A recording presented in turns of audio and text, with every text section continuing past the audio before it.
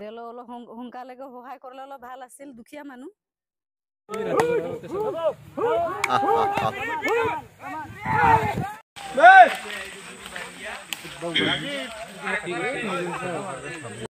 কি যোৱা কেইবা নিশা ধৰি হাতী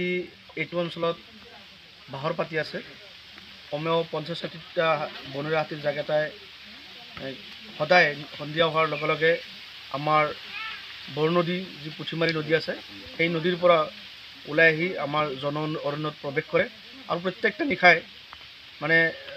গোটেই নিশাজোৰা হাতীয়ে বিভিন্ন ঠাইত মানুহৰ ঘৰ দুৱাৰ ভঙাৰ লগতে খেতিৰ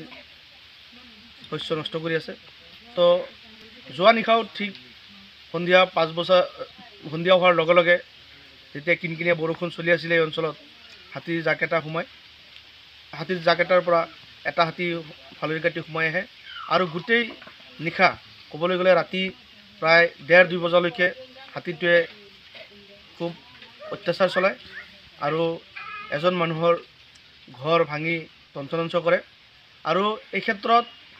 ক'বলৈ গ'লে বন বিভাগৰ সহায় আমি নোপোৱা নহয় আমি পাইছোঁ যদিও পাইছোঁ দেৰিকৈ পাইছোঁ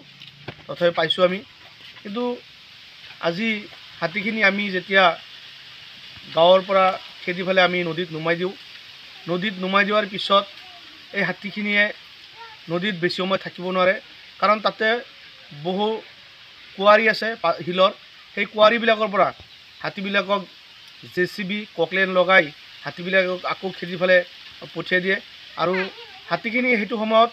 নদীয়ে যে পাহাৰত যাব এইটোও যাব নোৱাৰে কাৰণ তেওঁলোকে ডাঙৰ ডাঙৰ যি মেচিন আছে সেই মেচিনে দি ফেলে হাতীক মানে খেদি আহে আৰু খেদি অহাৰ ফলত হাতীখিনি ৰাতি নদীতো নাথাকে ওপৰলৈ যাব নোৱাৰে সেইকাৰণে হাতীখিনি আমাৰ মানে জন অৰণ্যত প্ৰৱেশ কৰি আছে মই বিশেষভাৱে মই অসম চৰকাৰক অনুৰোধ জনাম যে আপোনালোকে যিটো কুঁৱাৰী চলাই আছে শিলৰ সেই কুঁৱাৰীটো অন্ততঃ ৰাতিপুৱাৰ পৰা আবেলিলৈকে আপোনালোকে চলাওক আৰু নিশা সেই কুঁৱাৰীবিলাক বন্ধ কৰাৰ আপোনালোকে ব্যৱস্থা কৰক আৰু যদি সেই কুঁৱাৰী বন্ধৰ ব্যৱস্থা নকৰে তেতিয়াহ'লে সেই হাতী খেদি পাহাৰলৈ পঠিয়াবলৈ সক্ষম নহয় বন বিভাগেও নোৱাৰিব ৰাইজেও নোৱাৰিব কাৰণ যেতিয়া নেকি হাতীখিনি নদীত নামি আহে হাতীৰ পোৱালিৰ লগত থাকে আৰু হাতীবিলাকে সদায় নিজৰ পোৱালিক ছেফগাৰ্ড দিয়াৰ কাৰণে এটা মানুহৰ পৰা যথেষ্ট ডিষ্টেঞ্চ মেইনটেইন কৰি চলিব বিচাৰে আৰু সেই ক্ষেত্ৰত যেতিয়া JCB ককলেন দি হাতীবিলাকক আক্ৰমণ কৰা হয় আৰু সেই ভয়তে হাতীবিলাকে কি কৰে নদীত নাথাকি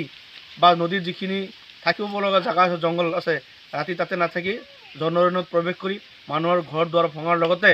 বিভিন্ন বয় বস্তু নষ্ট কৰি আছে ৰাতি কালি আহিছে হাতী